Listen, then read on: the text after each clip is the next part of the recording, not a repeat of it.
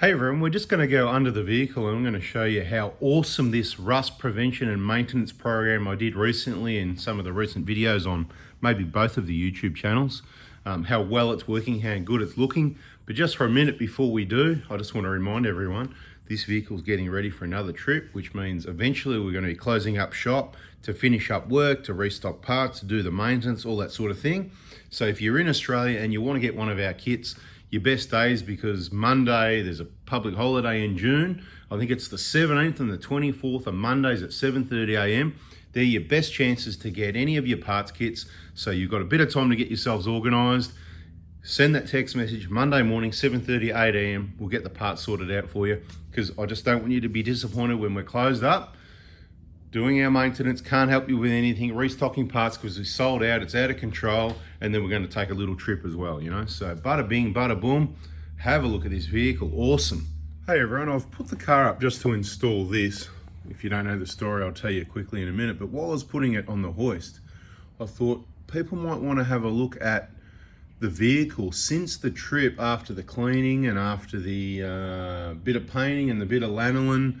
Because, you know, in the inspection you see under a lot of the vehicles, a lot of them look pretty grotty and average. So I thought, let's just have a bit of a look so you can see what the chassis looks like. General condition overall, you know, the exhaust, you can see it's old. I think once or twice I have sprayed some of that black stuff up under here. That's probably why you got a bit of splatter spray on the tailpipe. But you can see the chassis itself, how good condition it looks to be, right? So I'll just go around the vehicle a bit and show you that so you can have a bit of a look-see. Could do with a little bit more paint there. The chassis over that side, I've got the flaps not there, not required, as I said.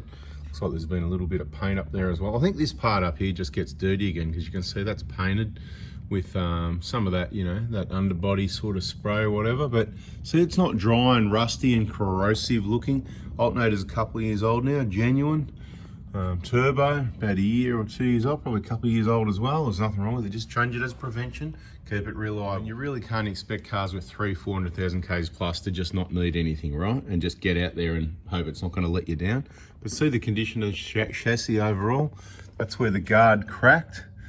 We've drilled it so it stopped and done 2 DIY cheap fixes trying to come up with a solution, but neither of those really work, so we won't talk about that in this video. I think that's the lanolin, that wet stuff. So we did spray a bit of lanolin. I washed it, but not a harsh wash. So you want to sort of wash off the residue, but not too bad. It'll be interesting when we get underneath and have a bit of a look. I mean, this vehicle's been well used. So the condition it's in for how well it's been used, I think it's pretty good overall. Let's put it up and have a look underneath, see what it come up like. I think I need another can of that spray to tidy this up a bit more. So let's start at the back. I mean, you've seen me do heaps of inspection videos. I mean, how good's this looking so far compared to a lot of these vehicles? The chassis is black, it's clean, it's not dry and rusty looking. The fuel tank looks pretty good overall.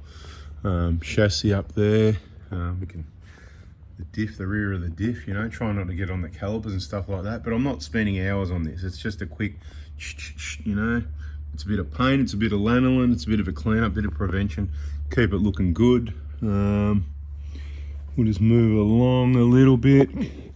Bit of corrosive looking on there, could probably do with a bit more of a wash.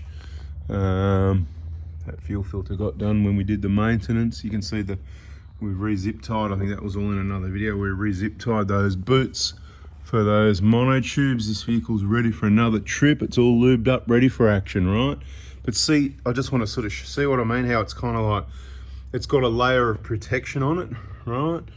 So it's not all oily and everything everywhere. It's a nice bit of lube on the tail shaft. It's not all oily and that everywhere, but you can see it's just got that moist, dare I say it, that sort of moist, keep it wet look, but not just flooded crazy, you know? You can see, because these sides, heavy duty sides, that we've shown you these, how heavy duty they are with the rust under there. And like I said, this vehicle gets pretty well looked after, but these steps came off our previous Prado, which is a 2003 120.